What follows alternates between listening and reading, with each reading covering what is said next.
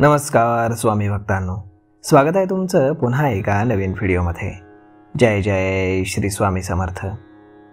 स्वामी भक्तांनो, घराच्या प्रवेशद्वाराजवळ पाय पुसणी ठेवलेली असतात। घरामध्ये प्रवेश करण्याआधी चपला घराबाहेर काढून पाय पुसून घरामध्ये प्रवेश करणं अपेक्षित असतं। या पाय पुसणीमुळे घरामध्ये केवळ धुळीला घाणीला प्रतिबंध होतो असं नाही, तर त्यामुळे घराबाहेरची नकारात्मक ऊर्जा घरामध्ये प्रवेश करण्यासही प्रतिबंध होतो। पूर्वीच्या काळी घराबाहेरून येणाऱ्यांसाठी अंगणामध्ये पाय धुण्याची व्यवस्था असे। आजही मंदिरामध्ये जाताना पाय धुवून आत प्रवेश करावा अशी सूचना आपल्याला आढळते। या सूचनेचा संबंध केवळ स्वच्छतेशी नाही, तर मानसिक आरोग्याशी देखील असतो। घराबाहेर आपण नानाविध अनुभव घेतो, त्यामध्ये राग, लोभ, क्रोध, द्वेषाची भावना अधिक असते।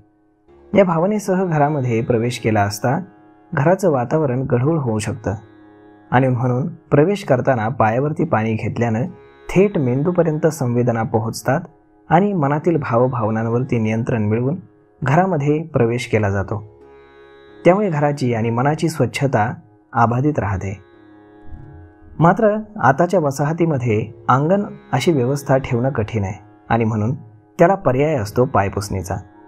दिसायला केवळ कपड्याचा एक तुकडा असला तरी हे फडकं आपलं भाग्य पालटू शकतं। तर ते कसं, हेच आजच्या या व्हिडिओमध्ये आपण जाणून घेणार आहोत।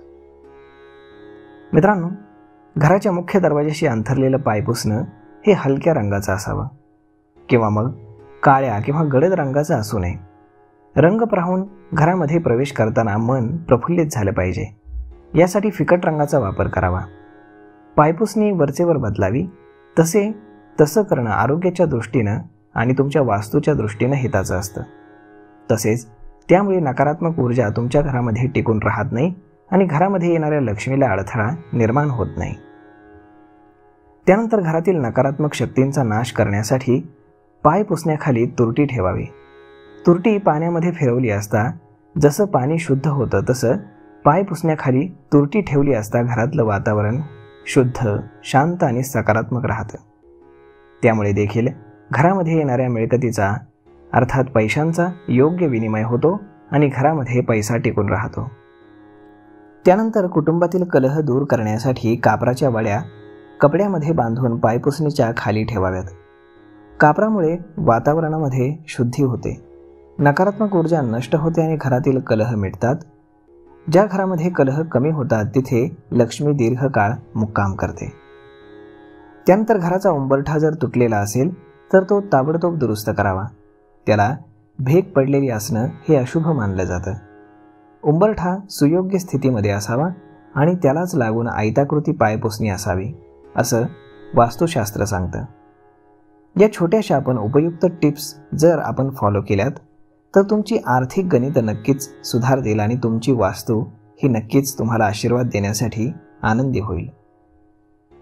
तर मग मित्रांनो, स्वामी भक्तांनो, अशा पद्धतीनं हिरव्या रंगाचं पाय पुसणं हे तुम्ही दारामध्ये ठेवू शकता। यानं तुमच्याकडे यश, कीर्ती याचा भाग्योदय होईल असं मानलं जातं। तर मग मित्रांनो, हा व्हिडिओ, ही माहिती तुम्हाला कशी वाटली हे तुम्ही आम्हाला कमेंट करून नक्कीच सांगा। आणि जर आवडली असेल तर आपल्या जवळच्या मित्रमंडळींसोबत देखील हा व्हिडिओ तुम्ही शेअर करायला विसरू नका। धन्यवाद।